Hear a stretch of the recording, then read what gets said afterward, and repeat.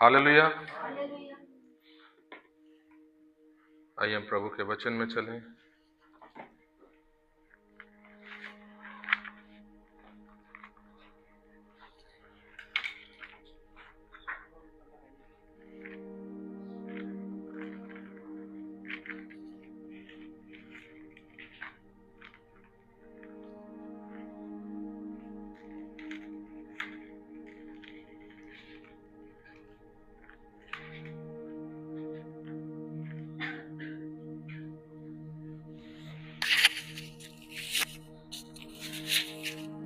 इब्रानियों की किताब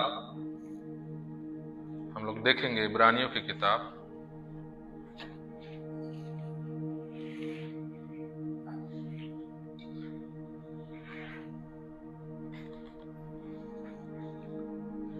3 अध्याय। इब्रानियों की किताब 3 अध्याय।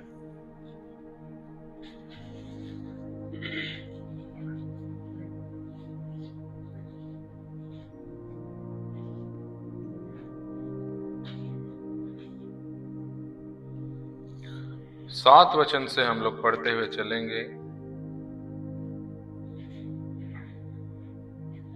15 तक। 7 से 15 तक।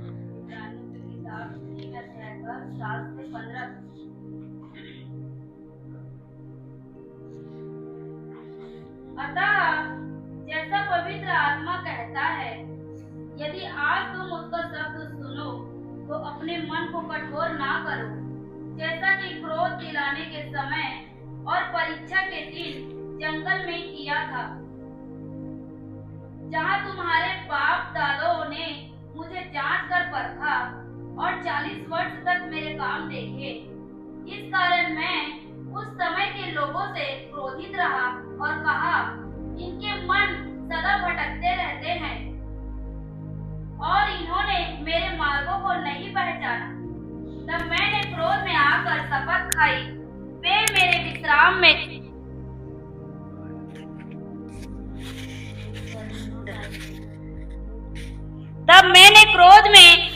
शपथ खाई, वे मेरे विश्राम में प्रवेश करने ना पाएंगे।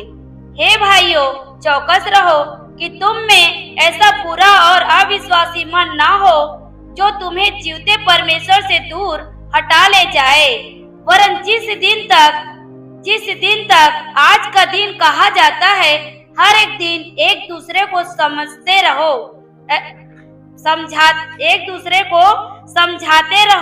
ऐसा ना हो कि तुम में से कोई जन पाप के छल में आकर कठोर हो जाए, क्योंकि हम मसीह के भागीदार हुए हैं। यदि हम अपने प्रथम भरोसे पर अंत तक दृढ़ता से स्थिर रहें, जैसा कहा जाता है, यदि आज तुम उसका शब्द सुनो तो अपने मनों को कठोर ना करो, जैसा कि क्रोध दिलाने के समय किया था।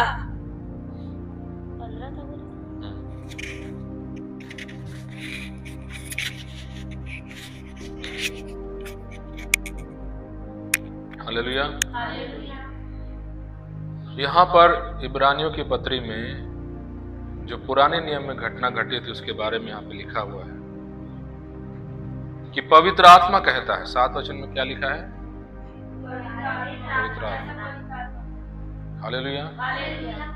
कलीसिया से आज के दिन में बात करने वाला व्यक्ति होता है पवित्र आत्मा। पुराने नियम में यहोवा बात करता था, उसके बाद यीशु मसीह आया, पुत्र आया बात करने, और आज लोगों से बात करने वाला होता है पवित्र आत्मा। हालेलुया। पुराने नियम में लोग यहोवा को सुनते थे, आवाज बादल से, पहाड़ से, आग से। मूसा आग में से आवाज को सुना, इजरायलियों ने पहाड़ से आवाज को सुना, और सैमुएल ने मंदिर में आवाज को सुना। किसका आवाज सुना? यहोवा का आवाज को सुना। फिर पुत्र आया, पुत्र को लोगों ने सुना, आवाज उनके बीच में रहा वो। आज परमेश्वर का आवाज पुत्र और पिता के द्वारा नहीं बल्कि पवित्र आत्मा के द्वारा आता है। हालेलुया। इसीलिए हम लोग पवित्र आत्मा के साथ बेहतर रिश्ता बनाने की जरूरत है। इसलिए पवित्र आत्मा को जानना, उसको देखने की जरूरत है। हालेलुया। आज परमेश्वर जब भी हमसे बात करता है, उसका सबसे बड़ा माध्यम होता है उसका आत्मा। आपको समझ में आ गया? तो पवित्र आत्मा के प्रति आपका कान जो है वो हमेशा खुला हुआ होना चाहिए। आपको अपना कान को उस तरह बनाना चाहिए कि आप उसका आवाज को सुन सकें, क्योंकि आज के समय में, कलीसिया के समय में, पिता जब भी कलीसिया से बात कर रहा है वो अपने आत्मा के माध्यम से ही बात कर रहा है। आप समझ गए? हालेलुया। और जो व्यक्ति पवित्र आत्मा का आवाज सुनने का अभ्यास नहीं है, वो व्यक्ति हमेशा शत्रु का आवाज ही सुनता रहेगा, और वही व्यक्ति होगा जिसको हमेशा शत्रु बरगला देगा। वो व्यक्ति है जो हमेशा धोखा खाएगा, वही व्यक्ति है जो हमेशा गलत शिक्षा में चला जाएगा, वही व्यक्ति है जो अंत के दिनों में जो झूठे भविष्यद्वक्ता, झूठे शिक्षक उठ खड़े होंगे, उनके चंगुल में वो फंस जाएगा, क्योंकि उसका जीवन में वो हैबिट नहीं है, वो आदत नहीं है पवित्र आत्मा का आवाज सुनने का। हालेलुया। तो पवित्र आत्मा का आवाज सुनना एक तरह से हमारा जीवन के लिए एक सुरक्षा है। अपने पड़ोसी को बोलिए, पवित्र आत्मा का आवाज सुनना आपके जीवन के लिए एक सुरक्षा है। हालेलुया। जब तक आप पवित्र आत्मा का आवाज सुनने वाला व्यक्ति हैं, आपको कोई धोखा नहीं दे सकता, आपको कोई गिरा नहीं सकता। आप चाहे जितने गलत शिक्षकों के बीच में भी बैठे रहो, आप चाहे शत्रु के जितने भी उसके परीक्षाएं आपके जीवन में आए, जितने भी उसके चाल आपके जीवन में आए, लेकिन अगर वो आवाज आप सुनने वाला व्यक्ति है, वो आवाज हमेशा आपको बचाएगा। आप समझ रहे हैं? वो आवाज हमारा सुरक्षा है। इसलिए कलीसिया को वो आवाज सुनने का आदत होना चाहिए। हालेलुया। और परमेश्वर का दास कहता है, इसलिए पढ़िए उसको क्या लिखा है साथ में, जैसा पवित्र आत्मा कहता है, जैसा पवित्र आत्मा कहता है। क्या कहता है पवित्र आत्मा? पढ़िए, यदि आज तुम उसका शब्द सुनो तो अपने मन को कठोर ना करो। आज यदि आप वचन सुन रहे हैं, हालेलुया, जब भी आप वचन सुन रहे हैं, चाहे कल सुनिए, परसों सुनिए, एक साल बाद सुनिए, आप जब भी वचन खोलते हैं, जब भी कलीसिया में आते हैं, वचन जब भी आपके सामने आता है, ये पवित्र आत्मा कह रहा है कि आज जब तुम वचन सुनते हो, अपने हृदय को कठोर। हालेलुया। इसका मतलब क्या है, अपने हृदय को कठोर कर लेना? जब भी वचन हम सुनते हैं, हम उस वचन को हल्के में लेते हैं। वचन को जब भी हम हल्के में लेते हैं, हम उस वचन को नजरअंदाज कर रहे हैं, प्रभु की बातों को नजरअंदाज कर रहे हैं। परमेश्वर का वचन हमारा जीवन का बुनियाद है। मसीह जीवन, ये उद्धार का जीवन, इसका बुनियाद है वचन। वचन बिना हमारा उद्धार नहीं है, वचन बिना मसीहत का अस्तित्व नहीं है। आप समझ गए? सब कुछ इस वचन में ही समाया है। इस वचन को पढ़ के ही हमने यीशु मसीह को जाना, इस वचन को पढ़ के ही हम विश्वास करते हैं कि वो हमारे लिए मरा। ये वचन के द्वारा ही हम मानते हैं कि वो दोबारा आने वाला है। हालेलुया। तो हमारा शुरुआत से लेकर आखिरी तक हमारी दुनिया इस वचन में ही डूबी हुई है। इसलिए जब भी हम वचन खोलते हैं, इस वचन से हमारा जीवन जुड़ा हुआ है। इस वचन में लिखी हुई हर एक लाइन हमारे लिए महत्व रखता है। हालेलुया। ये बात अपने हृदय को आप समझाओ, अपने दिमाग को ये बात समझाओ कि परमेश्वर के इस वचन में, इस पूरे बाइबल में जितनी भी लाइन लिखी हुई है, हर एक लाइन मेरे लिए मायने रखता है। हालेलुया। अपने हाथों में बाइबल उठाइए और बोलिए, इस वचन में लिखी हुई हर एक लाइन मेरे लिए मायने रखती है। हालेलुया। ये बात अपने दिल को समझाओ, जैसे दाऊद भजन संगीता में अपने आप को समझाता है। वो कहता है, हे मेरे मन यहोवा को धन्य कर। वो अपने आप से बात कर रहा है। हालेलुया। हमको भी अपने आप से बात करने की जरूरत है, हमको भी अपने आप को सिखाने की जरूरत है। इसलिए जब तुम परमेश्वर का आवाज सुनते हो, अपने हृदय को कठोर मत करो, जैसा उन लोगों ने किया। किन लोगों ने? इजरायलियों ने। पढ़िए उस वचन को 8 को। तो अपने मन को कठोर ना करो, जैसा कि क्रोध दिलाने के समय और परीक्षा के दिन जंगल में किया था। परीक्षा के दिन इजरायलियों के जीवन में परीक्षा आया। परीक्षा जब भी हमारे जीवन में आता है, अधिकांश समय में परीक्षा विश्वासियों का विश्वास को छीन लेता है। अधिकांश लोगों का।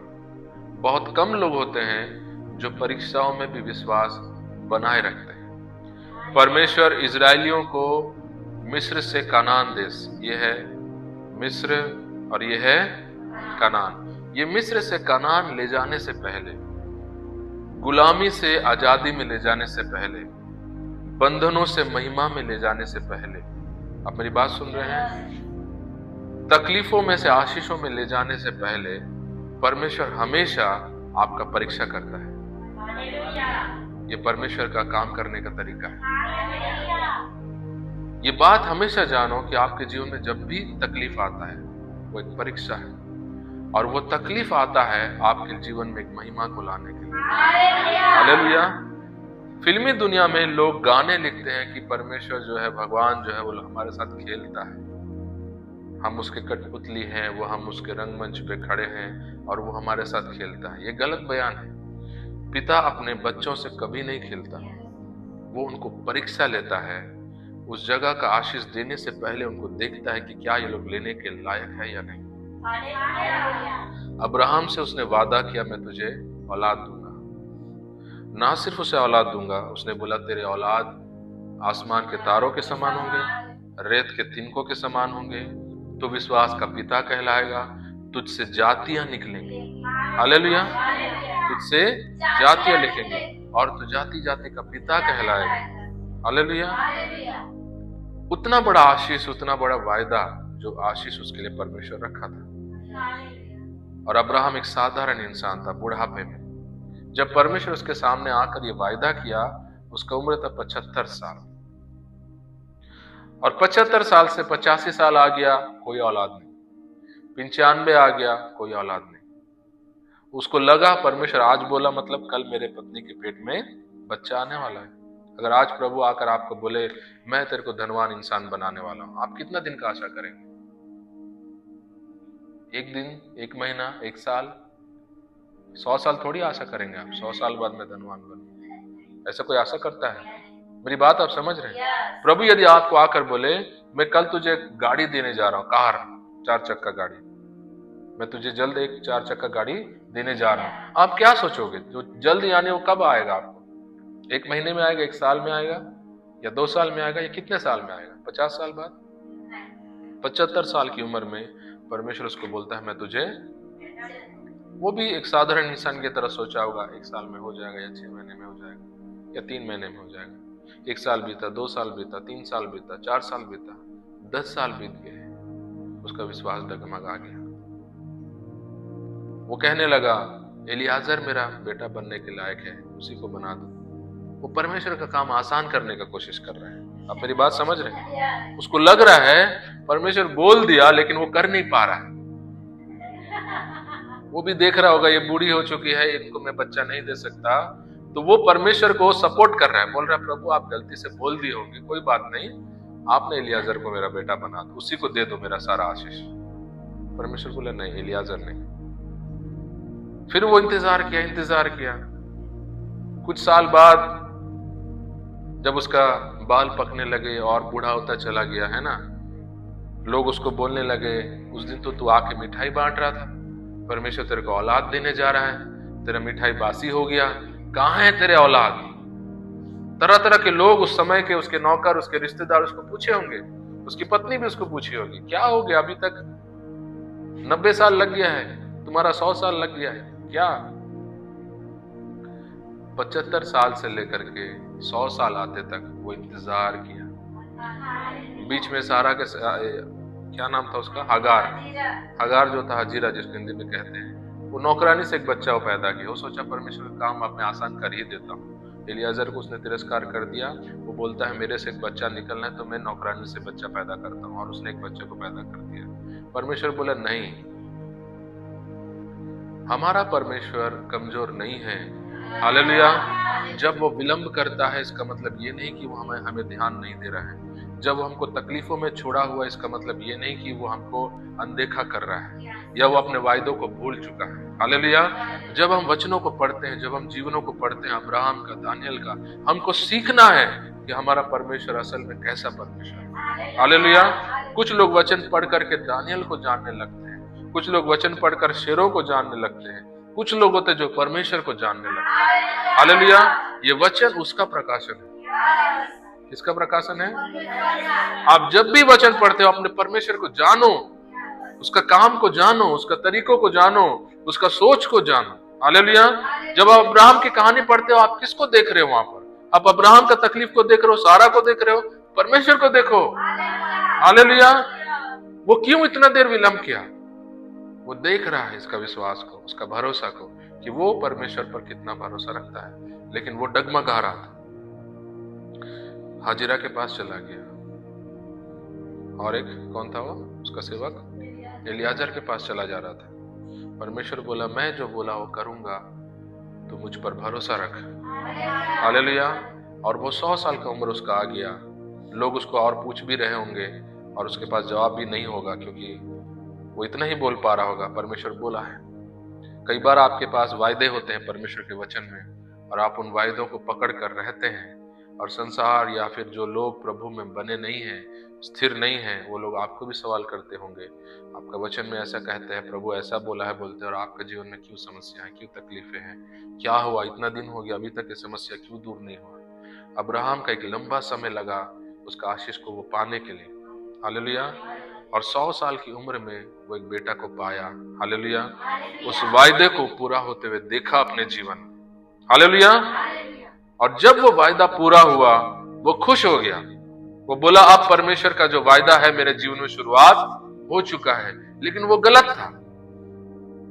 वो बच्चा पाने के बाद वो लड़का जब बड़ा होने लगा, जब 25-30 साल का जब होने लगा, परमेश्वर से क्या वायदा किया था? आसमान के तारे, रेगिस्तान के तिनके, इतने तेरे औलाद होंगे।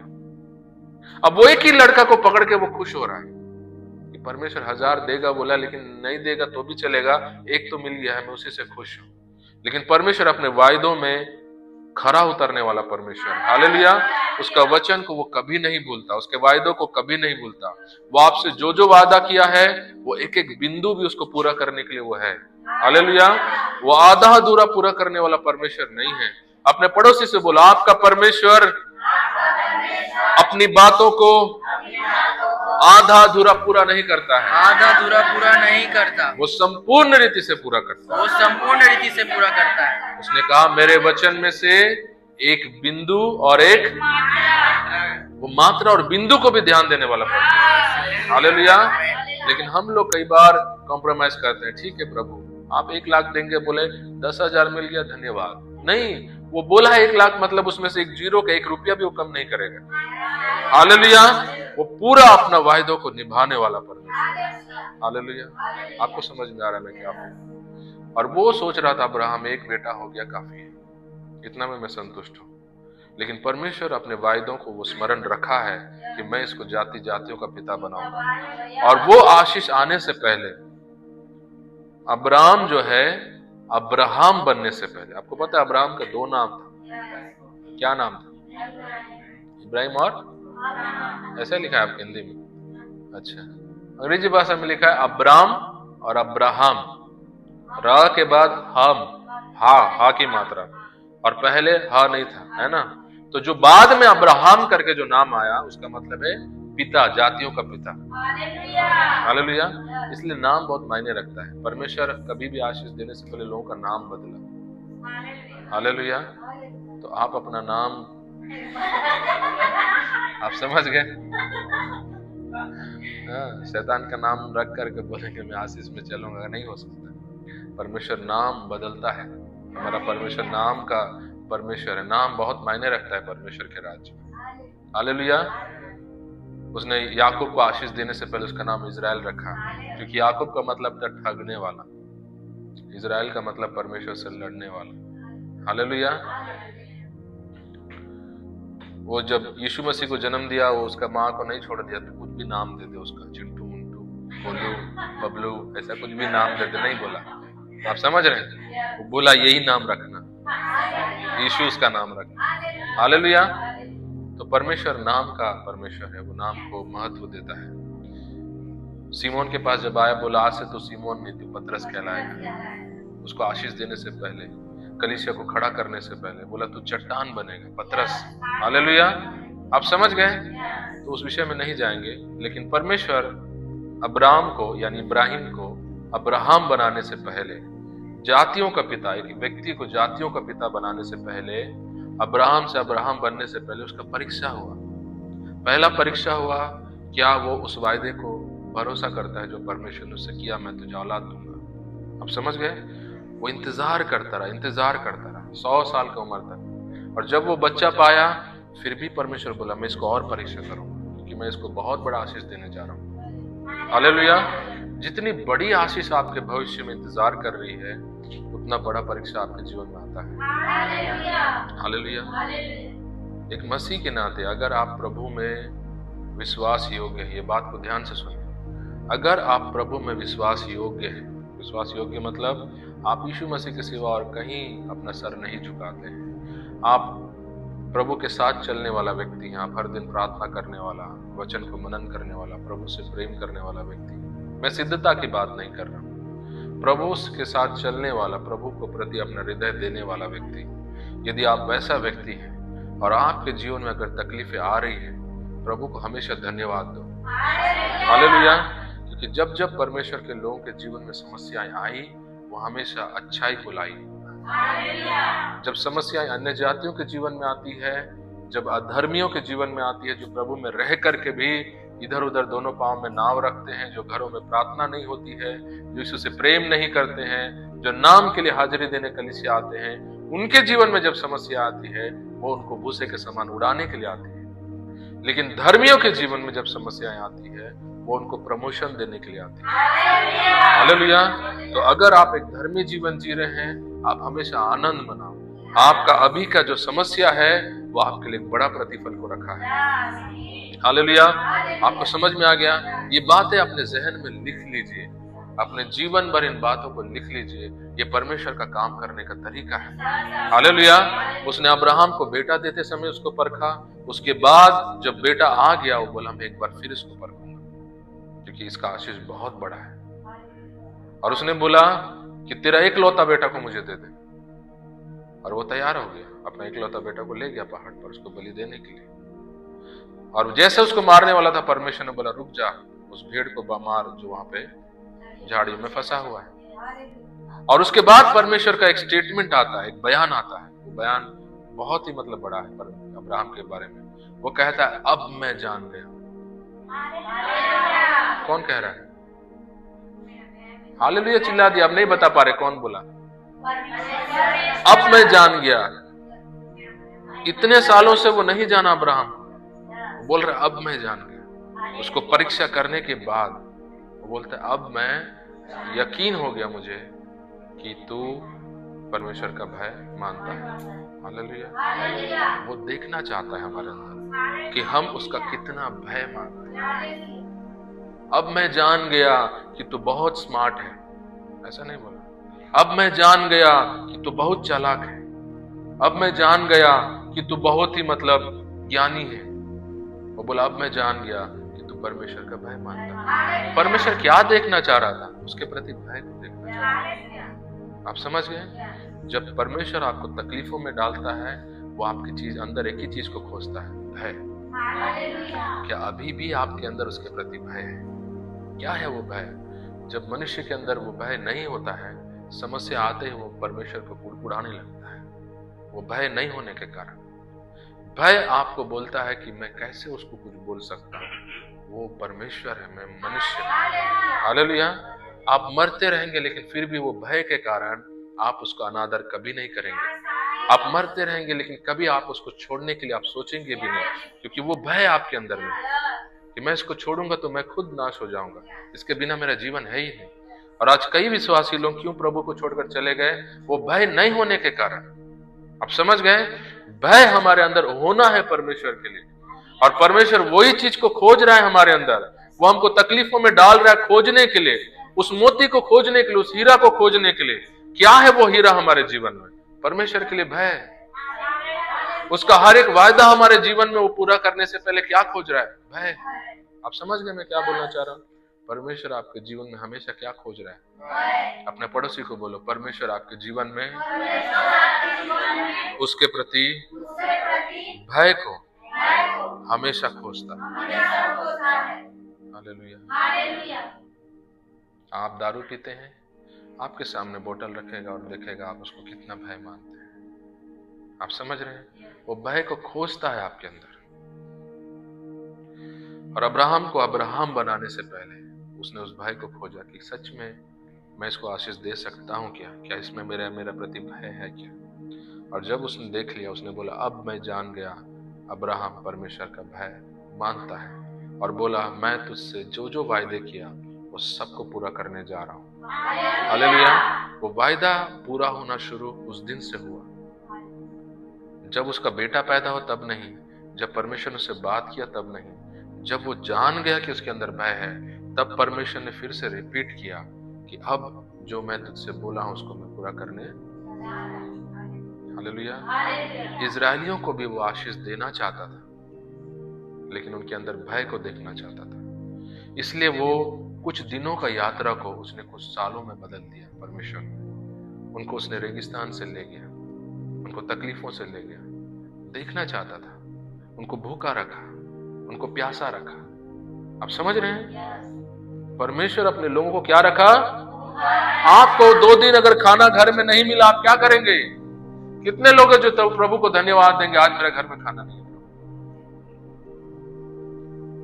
मेरी बात समझ रहे हैं? प्रभु तो आशीष देने वाला परमेश्वर है। आप फोन करके सबको बोलेंगे, मेरे लिए प्रार्थना करो, प्रभु मेरे से आशीष छीन लिया, मेरे जीवन में आशीष नहीं। आप कुड़कुड़ाना शुरू करेंगे, प्रभु आपका वायदे कहाँ है, आप मुझे आशीष देंगे बोले, आप सर पटकना शुरू करेंगे, आप वायदों को खोजना शुरू करेंगे, लंबी लंबी प्रार्थनाएं करना शुरू कर देंगे। परमेश्वर अपने लोगों को भूखा रखा, उनके पास खाना नहीं था, उनको प्यासा रखा, वो लोग कुड़कुड़ाने लगे, हमको क्या है, मारने के लिए लाया है, हमको पानी नहीं दे रहा है।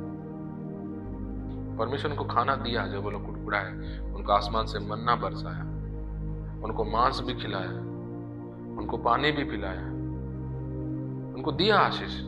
लेकिन एक चीज वो जान गया, इनके अंदर मेरे लिए भय नहीं, ये मुझको नहीं मानते, ये मुझसे प्रेम नहीं करते। आप समझ गए? प्रभु आपको दे देगा आशीष, लेकिन वो आपको स्वीकार नहीं करेगा। इस दुनिया में बहुत सारे विश्वासी हैं, इस बात को आप लिखिए जो अभी मैं ऊपर से ताजा आपको दे रहा हूं। इस दुनिया में बहुत सारे विश्वासी हैं जो लोग आशीषों को पा तो रहे हैं, लेकिन वो परमेश्वर के नहीं हैं। आप मेरी बात को नहीं समझे? बहुत सारे विश्वासी इस दुनिया में हैं जो परमेश्वर से आशीषों को पा रहे हैं, लेकिन वो उसके नहीं है, वो उनको नहीं जानता, वो लोग उसके राज्य में नहीं जाएंगे। कभी मत सोचिए कि अगर आप आशीषें पा रहे हैं तो आप उसके राज्य में जाने वाला व्यक्ति है, नहीं। परमेश्वर उनको खाना दिया, उनको पानी दिया, उनको मांस खिलाया, फिर भी उनका तिरस्कार किया, फिर भी उनसे वो दुखी था। हालेलुया। आपको समझ में आ रहा है? आप भूखे में रहकर परमेश्वर के करीब रहने वाला व्यक्ति बनो, उससे आशीष पाकर उसको दुखी देने वाला व्यक्ति से ज्यादा। मेरी बात आप समझ रहे हैं? वो आपको परीक्षा में डालकर, आपको भूखे में डालकर, आपको प्यास में डालकर, आप उस भूखे और प्यासे के हालत में रहना पसंद करो, उसके दिल के करीब रहकर। लेकिन सारी आशीषों को पाते हुए आप उसका दिल को दुखी देने वाला व्यक्ति का स्थान कभी मत लो। हालेलुया। मेरी बात समझ में आई आपको कि मैं फिर से बोलूं? आप दुख तकलीफों में रहकर परमेश्वर का प्रिय व्यक्ति बनो, संपन्नता में रहकर उसको दुखी देने वाला ना बनो। आप समझ गए? परमेश्वर आपको अगर आशीष दे रहा है, उस बात से खुश मत हो कि मेरे को आशीष मिल रहा है। इस बात को देखो कि इस आशीषों के बीच में क्या मैं उसको खुश कर रहा हूं, क्या वो मुझसे खुश है। अगर वो आपसे खुश नहीं है, वो आपको करोड़ों करोड़ों करोड़ों पैसा भी दे दे, वो आपको कई गुना आशीष दे भी दे, तो भी आप श्रापित हैं, क्योंकि उद्धार से आप वंचित हो चुके हैं। आप मेरी बात समझ गए? क्योंकि वो आपको स्वीकार करने वाला नहीं है। आशीषें आप स्वीकृत हैं, इस बात का सबूत नहीं है। आपके जीवन में अगर आशीषें आ रही है, आशीषें प्रूफ नहीं है कि वो आपको पसंद करता है, आशीषें प्रूफ नहीं है कि वो आपको स्वीकार किया है, नहीं है। आपको पता है लाजर के बारे में जानते हैं? कौन सा लाजर? मरा हुआ लाजर नहीं, गरीब लाजर। क्या था उसको शरीर में? फोड़ों से भरा हुआ था, फुंसियों से भरा हुआ था, कुत्ते उसके घाव को चाट रहे थे, वो राजा के मेज से गिरे हुए चूरा को खा रहा था, एक भिखारी का जीवन वो जी रहा था। लेकिन आपको पता है वो परमेश्वर का प्रिय था। जो धनवान जिस कोठरी में बैठता था, जिसका जूता वो फेंकने से वो लाजर खाता था, वो धनवान के पास सब कुछ आशीष होते हुए भी परमेश्वर उसको तिरस्कार कर चुका था। ये दोनों जब दुनिया छोड़े, अब्राहम गोद में गया, धनवान नरक में गया। यही बात मैं आपको समझाने की कोशिश कर रहा हूं। आपका तकलीफों का होना परमेश्वर आपसे दूर है, ये नहीं है। हालेलुया। इसलिए अपना मन बनाओ कि चाहे तकलीफ हो, चाहे संपन्नता हो, क्या मैं परमेश्वर को करीब में हूं, क्या वो मुझसे खुश है, इस चीज पर हमेशा अपना नजर रखो। हालेलुया। तो इजरायलियों को परमेश्वर जब मिस्र देश में से निकालकर कानान देश ले जा रहा था, वो उनको परखना चाह रहा था, क्या ये लोग उस आशीष को पाने के योग्य हैं, क्या मैं इनको ये आशीष दूं। और जब उसने परखा, परीक्षा लिया उनका, वो पाया कि उनके दिल परमेश्वर के करीब नहीं है। वो जब भी उनके जीवन में घटी को लाता था, जब भी उनके जीवन में कमी को लाता था, वो हमेशा निराश होते थे, वो हमेशा कुड़कुड़ाते थे, वो बोलते थे ये पास्टर में सामर्थ नहीं, ये मोर बर कुछ नहीं कर पाते, लेकिन प्रार्थना में कोई ताकत नहीं। मूसा को बोलते थे, मूसा को भी पत्थर उठा के मारने के लिए वो लोग तैयार हो गए थे। मूर्ति बना लिए बाल देवता का, हम वापस जा रहे हैं हिंदू में, वापस जा रहे हैं अन्य जाति, हम वापस जा रहे हैं जिससे हम निकले थे, लोग तैयार थे। इसीलिए पवित्र आत्मा क्या कहता है? पवित्र आत्मा कहता है जैसा उन लोगों ने परीक्षा के दिनों में अपना हृदय को कठोर किया, वैसे तुम मत कठोर करो। परीक्षा के दिनों में यानी कमी घटी के दिनों में, जब परमेश्वर उनको वादा करके निकाला और उनको भूखा रख दिया, उनको प्यासा रख दिया, वो था उनके लिए परीक्षा का दिन। हालेलुया। आज आपके घर में संपन्नता है, हो सकता है कल प्रभु आपको परीक्षा लेगा, आपके घर में कमी घटी को देगा, आपके जीवन में तकलीफों को लाएगा। उस समय वो आपको देखना चाहेगा कि आप उससे कितना प्रेम करते हैं। आप समझ गए? पवित्र आत्मा कहता है कि परीक्षा के दिनों में अपने हृदय कठोर। आप समझ में आ गया परीक्षा के दिनों में क्या होता है? जब भी आपके जीवन में तकलीफें आए, वो आपका परीक्षा का दिन है, और वो दिन में आपका हृदय कठोर। अपने पड़ोसी को बोलो, परीक्षा के दिनों में अपना हृदय कठोर मत करो, कठोर मत करो, जैसे इजरायलियों ने किया, जैसे इस्राएलियों ने किया। हालेलुया। नौकरी छूट गया, परीक्षा का दिन है। घर में चूल्हा नहीं जल रहा है, परीक्षा का दिन है। बच्चों के लिए एग्जाम फीस देने के लिए, कॉलेज का स्कूल का फीस देने के लिए पैसा नहीं है, परीक्षा का दिन है। अपना हृदय कठोर मत करो। आपको समझ में आ रहा है मैं क्या बोल रहा हूँ? 9 वचन को पढ़िए। जहाँ तुम्हारे बाप दादों ने मुझे जांच कर परखा और 40 वर्ष तक मेरे काम देखे। तुम्हारे बाप दादों ने मुझे परखा। परमेश्वर उनको परखना चाह रहा है, वो लोग परमेश्वर को परख रहे हैं। तुलामन छोड़ दो, दे अमल आशीष, वो लोग उसका परीक्षा ले रहे हैं। कलीसिया में लोग आजकल ऐसे ही परीक्षा लेते हैं। ते प्रभु अगर आशीष वाला नहीं देवे ना, मैं वापस चलना, मैं आज से वो प्रार्थना नहीं कर रहा, वो वचन नहीं पढ़ा, मैं तो इतना साल ले बढ़िया प्रार्थना करत रहे हूँ, बढ़िया वचन पढ़त रहे हूँ, तो काबरे तकलीफ लाया। लोगों को लगता है हम एक अच्छा प्रार्थना जीवन जिएंगे, एक अच्छा वचन के साथ संगति करेंगे, प्रभु का भय में चलेंगे तो परीक्षा नहीं आएगा, ऐसा लगता है लोगों को। ये वहम को आज खत्म करो अपने जीवन से। आप समझ रहे हैं? समर्पित जीवन जीने से परीक्षा नहीं आता, ऐसा बाइबल में कहां लिखा है? अब्राहम एक समर्पित व्यक्ति था, परमेश्वर उसको परीक्षा लिया, इजरायलियों को परीक्षा लिया वो। हालेलुया। और भी बहुत लोगों को परीक्षा लिया। वो देखना चाहता है आपके अंदर कितना भय है उसके लिए। सदरक मेशक का अबेदनगो को परीक्षा लिया, वो देखना चाहता था ये लोग आग में डालने से पहले ये लोग क्या करेंगे, झुक जाएंगे या मरने के लिए तैयार है। और वो सुन रहा था स्वर्ग से, लोग बोल रहे थे परमेश्वर हमारा महान है जो हमको आग से बचा सकता है। और परमेश्वर सुन रहे हैं उनका बातों को, ये क्या बोल रहे हैं लोग। और वो लोग बोले उसके बाद, अगर वो नहीं बचाया तो हम तेरे मूर्ति के सामने झुक जाएंगे, ऐसा बोले। क्या बोले? वो बोला मर भी जाएंगे, जल भी जाएंगे, लेकिन इधर नहीं झुकेंगे। परमेश्वर बोला है भाई, समझ गए? फिर वो आग जब वो जल रहा था, जब उन तीनों को डाला गया, उस तीनों को डालने से पहले वो खड़ा था वहां पर, बोला आओ बेटो यहाँ पर, तुम्हारा कोई आग बिगाड़ नहीं पाएगा। आप समझ गए? उन तीनों का सुरक्षा वो किया खड़ा होकर। इसलिए जब परीक्षाएं आती है वो भय को मत खोइए परमेश्वर के प्रति।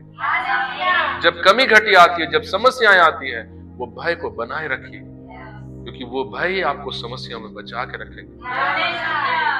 आपको समझ में आ गया? इस्राएलियों के जीवन में भय नहीं था करके वो लोग विनाश हो गए। वो लोग परमेश्वर का परीक्षा लिए। वो बोले हम लोग 5 दिन इंतजार करेंगे, 5 दिन बाद अगर मेरे खाते में पैसा नहीं दिखा फिर तो मैं चला जाऊंगा।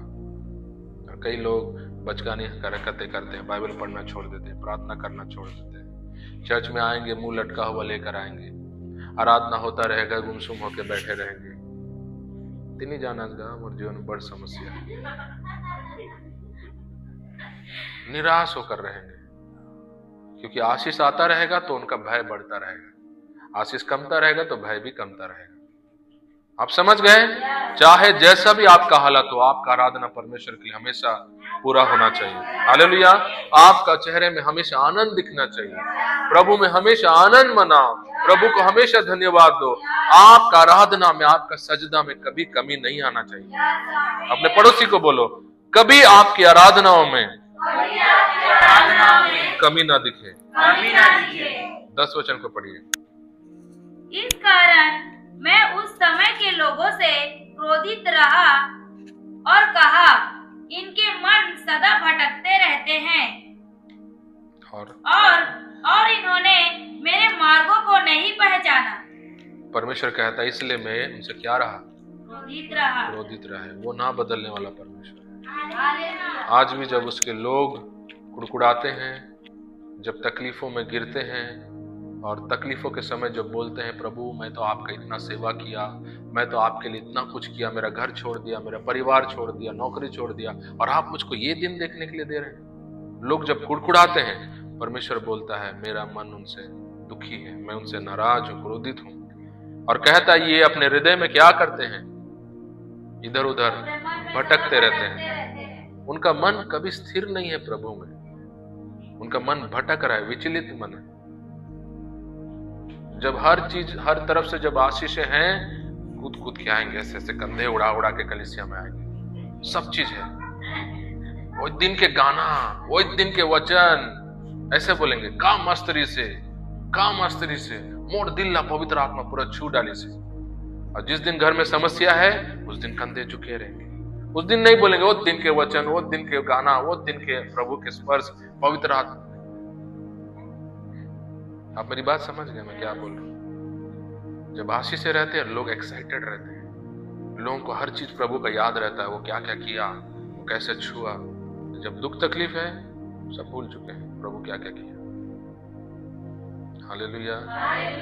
जब समस्या है तब भी बोलना है वो दिन के वचन, वो दिन के प्रभु छुई से बोला, उस समय निकलना चाहिए बात। हालेलुया। आपके दुख के समय आप कूदना चाहिए। हालेलुया।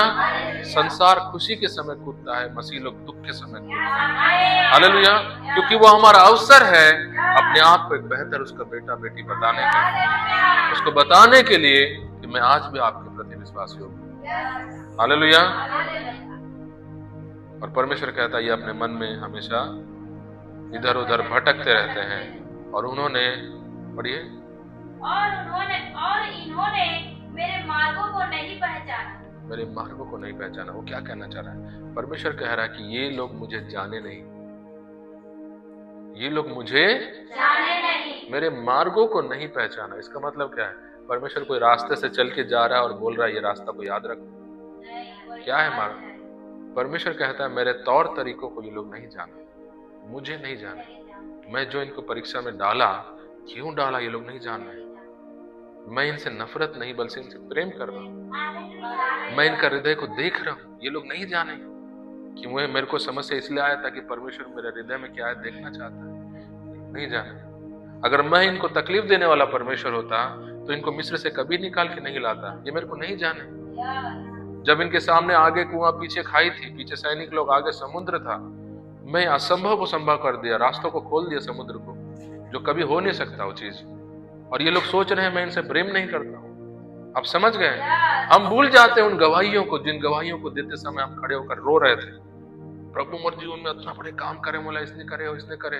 और जब कुछ साल बाद समस्या आती है, वो गवाही को हम भूल जाते हैं कि प्रभु ने कितना बड़ा काम हमारे जीवन में किया। हालेलुया।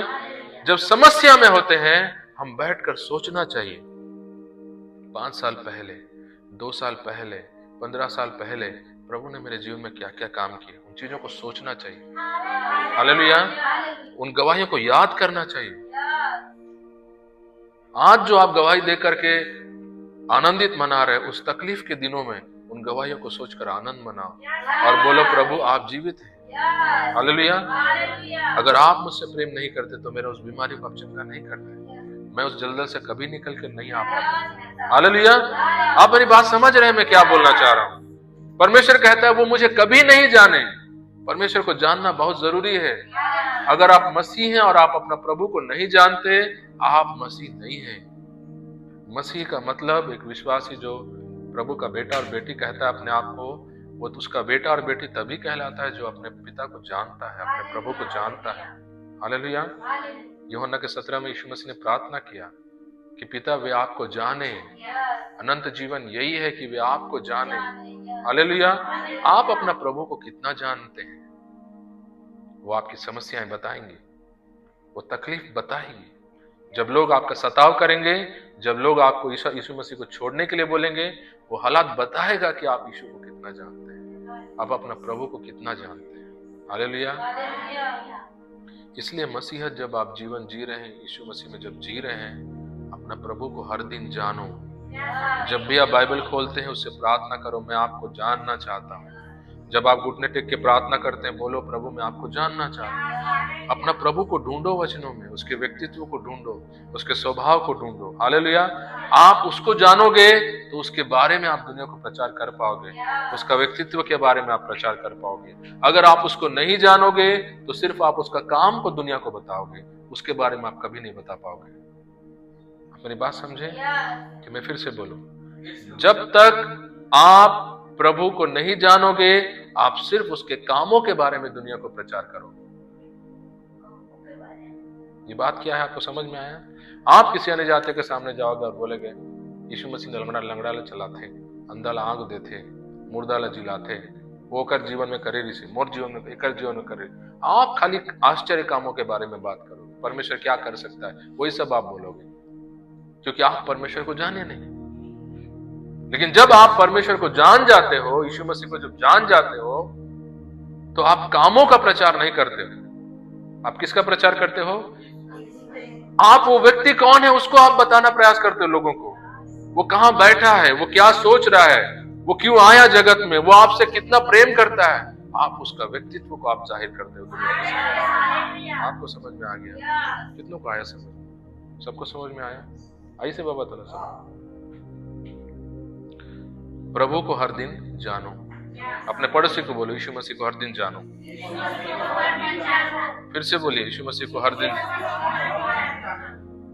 पूछिए अपने पड़ोसी को, आप प्रभु को कितना जानते हैं? हालेलुया। ये सवाल आप अपने आप से भी करना है कि मैं प्रभु को आप तक कितना जाना हूं। हालेलुया। जितना हम उसको जानते हैं, गाना लिखा है बेनेडिक्ट का, विजय बेनेडिक्ट का, जितना मैं तुझे जानूं उतना। आप किसी व्यक्ति को जब जानने लगते हैं तभी आप उससे प्रेम करने लगते हैं। अनजान व्यक्ति से आप कभी प्रेम नहीं कर सकते। हालेलुया। आप जब इस कलीसिया में आए, एक दूसरे के लिए आप नए थे। याद कीजिए वो दिन, आप नया नया चेहरा यहाँ देख रहे थे, किसी को नहीं जानते थे, है ना। आप दूर से जय मसीह बोल के चले जाते थे, है ना। लेकिन जैसे जैसे आप जानने लगे, आपका प्रेम बढ़ गया। हालेलुया। अब आप खोजते हैं एक दूसरे से मिलने के लिए, है ना। अब आप पिकनिक जाएंगे, घूमेंगे, एक दूसरे को खोजते हैं क्योंकि एक दूसरे को जानने लगे। तो जब हम जानने लगते हैं, हमारा प्रेम बढ़ता है। जितना हम यीशु मसीह को जानेंगे, हमारा प्रेम उसके लिए उतना ही बढ़ेगा। और नहीं जानेंगे तो हमारा प्रेम हमेशा मरा हुआ रहेगा। हालेलुया। इसीलिए लोग घर में प्रार्थना नहीं करते हैं, वो प्रार्थना को महत्व नहीं देते हैं क्योंकि वो यीशु को नहीं जाने। वैसे ही आ गए ठेलम। एक होता है ना, आप कभी कभी कोई फिल्म हॉल में गए, कोई ग्रुप में या ट्रेन में है ना, भीड़, और भीड़ के बीच में आप हैं। सब भीड़ उतर रहे हैं तो आप भी धक्का धक्की में आप उतर जा रहे हैं, और सब भीड़ चढ़ रहे हैं तो आप भी उसी में बीच में है तो आपको भी धकेल दे रहे चढ़ जा रहे हैं। ऐसे ही मसीहत में कई लोग आ गए हैं धक्कम धक्की, वो प्रभु को नहीं जान रहे हैं। वो भीड़ सब हाँ प्रभु को हम प्रेम करते बोल रहे हैं, ये भी हाँ प्रेम करते हैं बोल रहे हैं, ये नहीं जानता है प्रभु का भी। आप जब जानेंगे उसको, आपको उससे प्रेम हो जाएगा और आप उस व्यक्ति के साथ हम हर दिन संगति करेंगे। हालेलुया। यहोवा कहता है कि वे लोग मुझे जाने नहीं। ये सब बातों को कौन बता रहा है? पवित्र आत्मा। हालेलुया। आप समझ रहे हैं, कलीसिया को पवित्र आत्मा बता रहा है। आपने साथ में पढ़ा, अतः पवित्र आत्मा कहता है कि इसलिए मैं उनके साथ क्रोधित रहा और वे अपने मन में इधर उधर भटकते रहे, उन्होंने मुझे कभी नहीं जाना। 11 वचन को पढ़िए। तब मैंने क्रोध में आकर शपथ खाई, वे मेरे विश्राम में प्रवेश करने ना पाएंगे।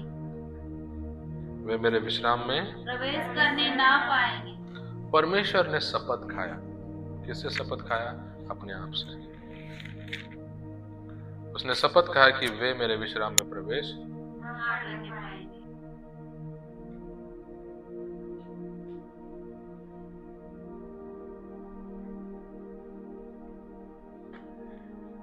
आपको पता है सब वो विश्राम क्या होता है? बाइबल में एक विश्राम है जो इसको हम साबत कहते हैं, विश्राम दिन।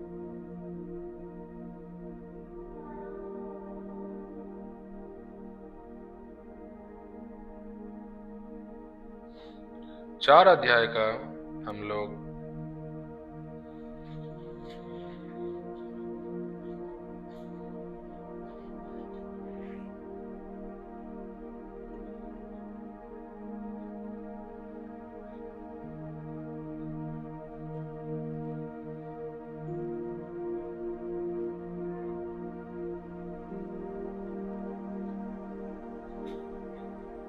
छह वचन को पढ़िए।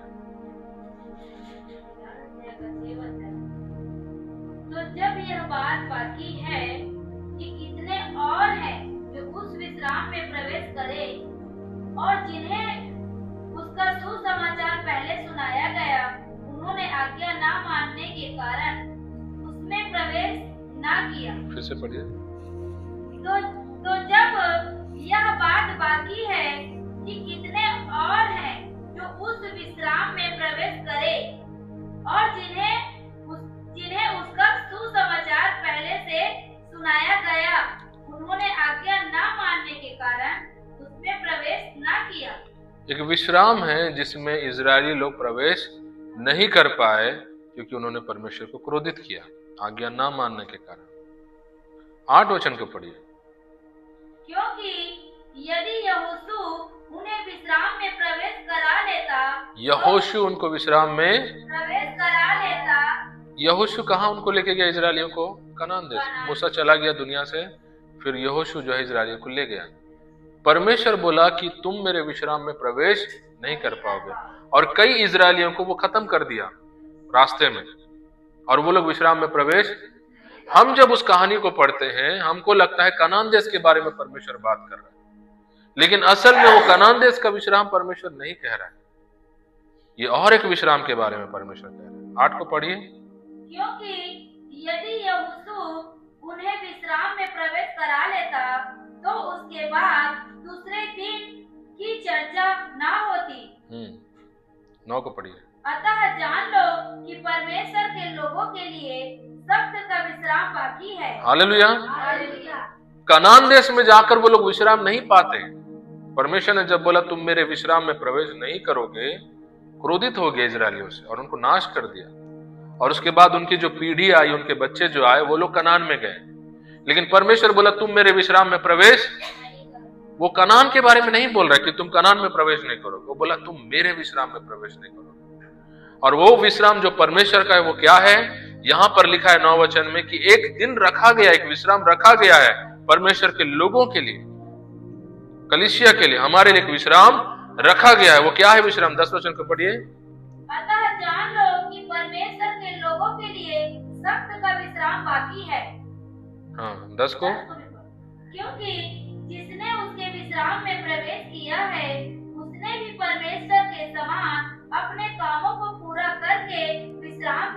हालेलुया।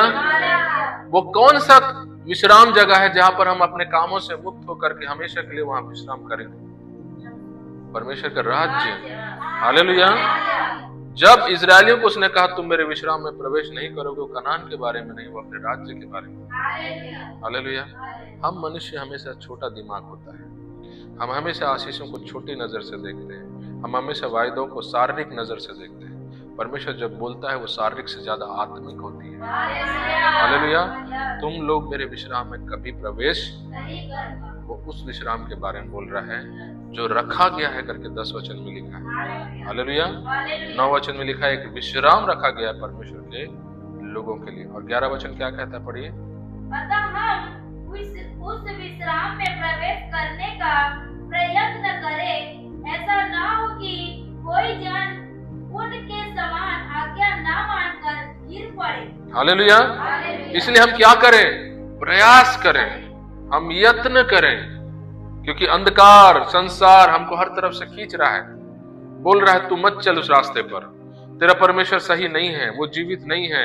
लोगों के द्वारा, हालातों के द्वारा ये दुनिया हमको खींच रहा है, मत चल उस रास्ते पर बोल करके। परमेश्वर का वचन कहता है यत्न करो, यानी कोशिश करो, प्रयास करते रहो, अपने आप को प्रभु के भय में बनाए रखो, उस रास्ते से मत हटो।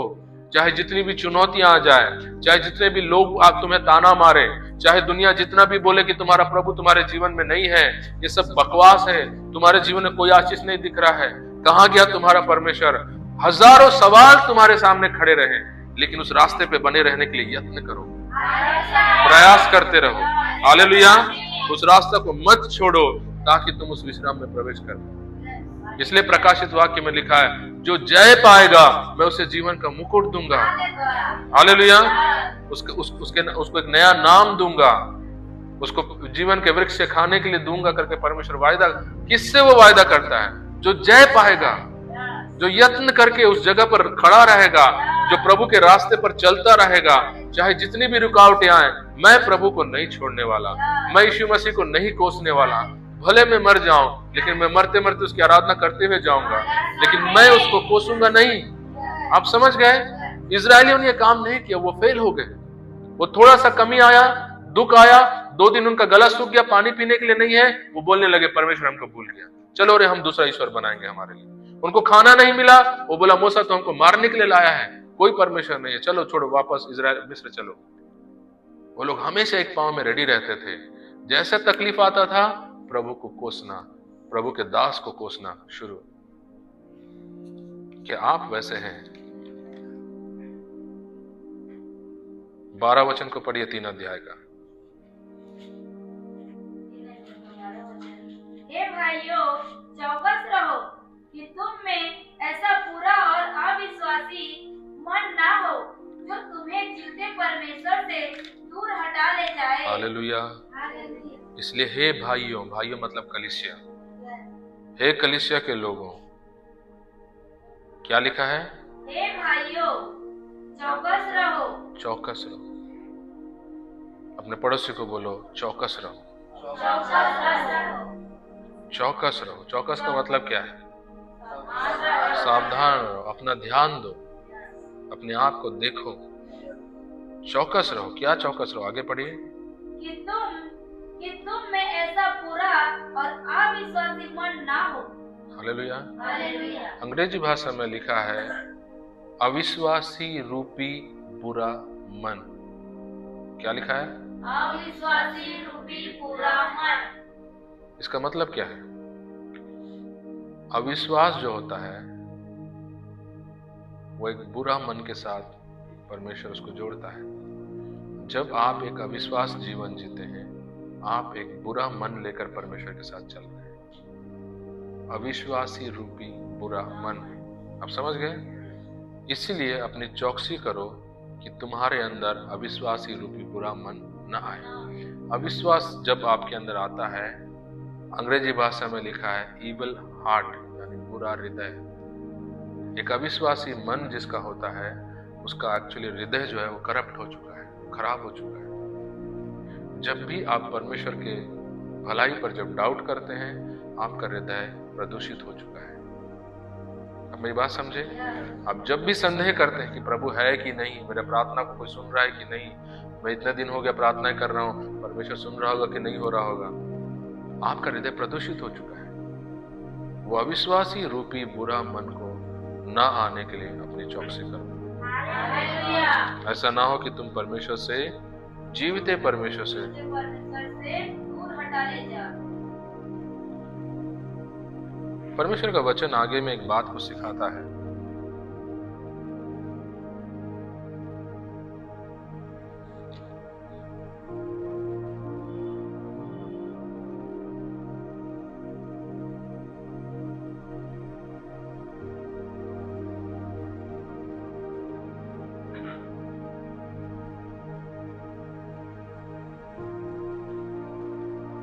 ये इब्रानियों का अगर आप पूरा अध्याय पढ़ेंगे ना, ये पूरा किताब जो है वो विश्वास पर दबाव डालता है, विश्वास पर ही केंद्रित है इब्रानियों का पूरा किताब। और जब आप इस पूरे किताब को पढ़ेंगे, विश्वास को जो है देखने का आपका एक नजरिया बदलेगा, जैसे मेरा बदला। पहले जब मैं प्रभु में था, मैं विश्वास को सोचता था, विश्वास एक रिएक्शन, एक प्रतिक्रिया, एक इमोशन है हमारा प्रभु के प्रति। जैसे हर मसीह यही सोचता है, विश्वास एक भावना है परमेश्वर के लिए, हम विश्वास कर रहे हैं, और विश्वास हृदय से या फिर मन से जो है उत्पन्न होता है हमारा, प्रभु को हम विश्वास कर रहे हैं बोले। लेकिन इब्रानियों की किताब पढ़ने के बाद मुझे पता चला, विश्वास जो है वो एक सोच नहीं है, विश्वास ना एक भावना है। आप मेरी बात समझ रहे हैं? विश्वास ना एक सोच है और ना एक भावना है, विश्वास एक जीवन शैली है। आप मेरी बात समझे? इब्रानियों की पुस्तक आप पढ़ेंगे, विश्वास एक जीवन शैली है। जब इब्रानियों का 11 आप पढ़ेंगे ना, जब विश्वास के बारे में वो बात कर रहा है, 4 वचन से 11 का, बोलता है आबेल ने विश्वास के द्वारा एक बेहतर बलि को चढ़ाया। आप इस वचन से क्या समझेंगे? आप चंगाई के लिए विश्वास करो बोलने से आपको बात समझ में आ रहा है, लेकिन एक बलिदान चढ़ाने के लिए विश्वास चाहिए, मतलब आप क्या समझ रहे हैं उससे? नहीं, यही तो मैं भी बोल रहा हूं। आप विश्वास को एक सोच समझ रहे हैं, उसको एक भावना समझ रहे हैं, आपको नहीं समझ में आया विश्वास क्या है। विश्वास एक जीवन शैली है। मैं आपको बोलूंगा आपको चंगाई चाहिए, विश्वास करो, आप समझ जाओगे विश्वास क्या होता है। मुझे यकीन करना है मुझे चंगाई देगा। लेकिन आबेल ने, पढ़िए उस वचन को 4 को, विश्वास ही से हाबिल ने कैन से उत्तम बलिदान परमेश्वर के लिए चढ़ाया। क्या है इसका मतलब? हाबिल ने बेहतर बलिदान विश्वास ही से चढ़ाया, मतलब वो जो उसका भाई है वो पूरे मन से बलिदान नहीं।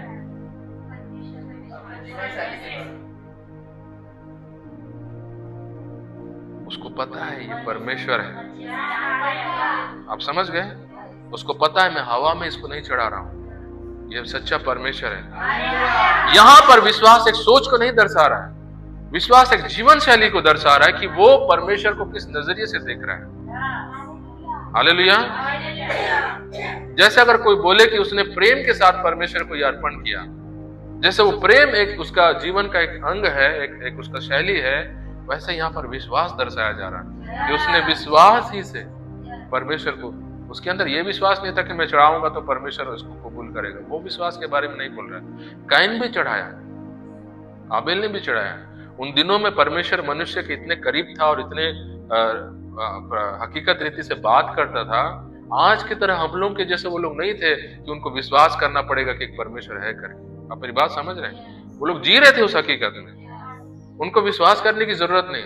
लेकिन वहां पर लिखा है कि वो विश्वास ही से चढ़ाया, यानी विश्वास यहाँ पर वो भावना नहीं है जो आजकल कलीसियों में हम जो दिखाते हैं कि हाँ वो यहाँ पर है, मेरे को यकीन है, मेरे को छुएगा, मेरे को नहीं। वो लोग देखते थे परमेश्वर को। आप समझ गए क्या है फिर वो विश्वास? इसका मतलब वो विश्वास आज के दुनिया में जो हम विश्वास को जिस नजरिए से देख रहे हैं, वो विश्वास वो नहीं था। वो विश्वास उसकी एक जीवन शैली थी। विश्वास ही से आबेल ने एक बेहतर बलिदान परमेश्वर को चढ़ाया। हालेलुया। इसलिए मैं आपको बोला, जब हम प्रभु में नया नया में था, विश्वास को एक अलग दृष्टि से देख रहा था, लेकिन जब इब्रानियों की किताब पढ़ा, विश्वास मुझे समझ में आया। हानोक विश्वास के द्वारा उठा लिया गया, मृत्यु को नहीं देखा। क्या समझते हैं आप विश्वास? आप आज का दौर का विश्वासियों को देख करके आप नापोगे, आप नहीं समझ पाओगे वो 11 अध्याय को। आप अपने आप का विश्वास को देखकर उनको नापने का कोशिश करोगे, आप उसको नहीं समझ पाओगे। हानोक क्या बोल रहा था? मेरे को यकीन है पिता आप मेरे को उठा ले जाओगे, बोल के डेली चलता था मैदान में। विश्वास ही के द्वारा उठा लिया करके लिखा है। उसको पता भी नहीं हुआ होगा कि कोई मनुष्य बिना मरे जा सकता है दुनिया से, उसको पता भी नहीं हुआ होगा, क्योंकि हानोक से पहले से किसी के साथ हुआ नहीं। वो पहला व्यक्ति था जो बिना मरे दुनिया से उठा लिया गया। लेकिन बाइबल बोलता है विश्वास ही के साथ उठाया गया। क्या है विश्वास? आपको पता है विश्वास क्या है? बाइबल लिखा है वो परमेश्वर के साथ चला। हानोक क्या किया? परमेश्वर के साथ चला। परमेश्वर के साथ जो चला ना, उसका वो जीवन जो उसके साथ परमेश्वर के साथ चला, वो विश्वास है। आप समझ गए? अब आप विश्वास को कैसे ट्रांसलेट करेंगे, कैसे उसको आप व्याख्या करेंगे? परमेश्वर के लिए भय रखना, उसके साथ चलना, उसके लिए जीना, ये सब विश्वास में आता है। आप समझ गए? अभी हम सोचते हैं विश्वास का मतलब कुछ पाना है, मेरे को यकीन है, लेकिन बोलता है हानोक विश्वास से उठा लिया गया। आपको समझ में आ रहा है मैं जो बताने की कोशिश कर रहा हूं?